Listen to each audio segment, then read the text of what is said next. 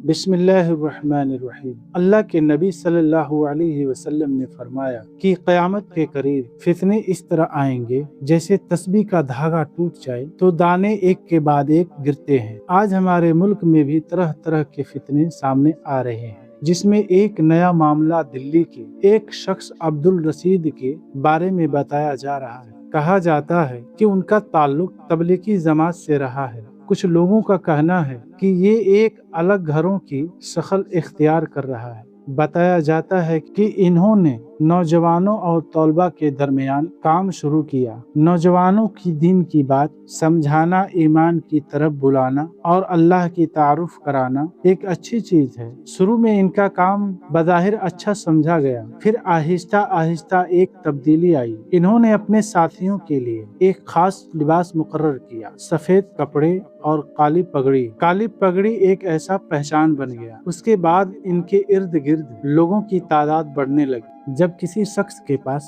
ज्यादा लोग आने लगते हैं तो ये एक बड़ा इम्तिहान बन जाता है। ऐसे वक्त में इंसान को बहुत इत्तेहाद की जरूरत होती है। बताया जाता है कि इसके बाद इन्होंने अपने ख्वाब बयान करना शुरू किए। ख्वाब एक हकीकत है और बाज़ औक़ात अल्लाह की तरफ से इशारा भी हो सकते हैं, लेकिन एक अहम बात यह है कि किसी एक शख्स की ख्वाब दूसरों के लिए दलाइल नहीं बनता। अगर किसी ने कोई ख्वाब देखा है तो जरूरी नहीं कि सब लोग इसको माने या उसके मुताबिक चलें। कहा जाता है कि इन्होंने अपने ख्वाब लोगों के सामने बयान किए और उन ख्वाबों की बातें फैलने लगी। हमारे बुजुर्ग आम तौर पर अपने ख्वाब ज्यादा बयान नहीं करते, बल्कि इस मामले में बहुत एहतियात करते हैं ताकि कोई गलतफहमी पैदा न हो।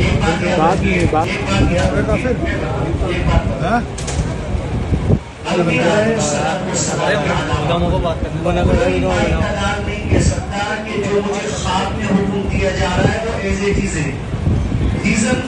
हदीस मुबारक के अंदर नबी मुकर्रम सल्लल्लाहु अलैहि वसल्लम का फरमान है कि हमारी आंख सो जाती, दिल नहीं सोता। ये सिर्फ नबूवत के साथ खास है, किसी के साथ नहीं। अच्छा, ख्वाब के बारे में 3 चीजें होती हैं। कितनी किस्मों की ख्वाब को आपके दिल में होगा? जी नहीं।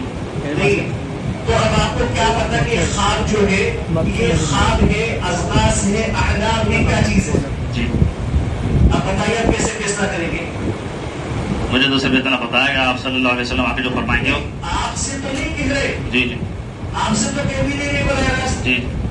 तो आप इसके ऊपर क्यों मुतमईन होकर बैठे? कोई यकीनी जरिया नहीं है, जी वही नहीं है, जिब्रील नहीं आ रहा। सामने आई कि इन्होंने ख्वाब की बुनियाद पर अपने आप को अमीर कहा या मुसलमानों का अमीर होने का दावा किया। यहाँ एक अहम सवाल पैदा होता है कि इस्लाम में अमीर या क़ियादत का मकाम बहुत बड़ी जिम्मेदारी है। इसके लिए इल्म का समझ, दीन की मजबूत मालूमात, इंसाफ, उम्मत के हिफाजत और बहुत सी शर्तें बयान की जाती हैं। सिर्फ दावा कर देना काफी नहीं होता। जो शख्स मुसलमानों का अमीर हो, उसके पास दीन की गहरी समझ, क़यादत की सलाहियत और उम्मत की जिम्मेदारी उठाने की ताकत भी होनी चाहिए। इसीलिए ऐसे मालूमात में जल्दी फैसला करने के बजाय तहकीक, एहतियात और अहले इल्म की रहनुमाई जरूरी समझी जाती है। दोस्तों, दिल्ली में रहने वाले अब्दुल रशीद वो ख्वाब देखते हैं और अपने ख्वाब को तबलीगी जमा पहनाकर लोगों को हुक्म दे रहे हैं कि हमने ऐसा ख्वाब देखा है और हुक्म हुआ है कि लोगों को बताएं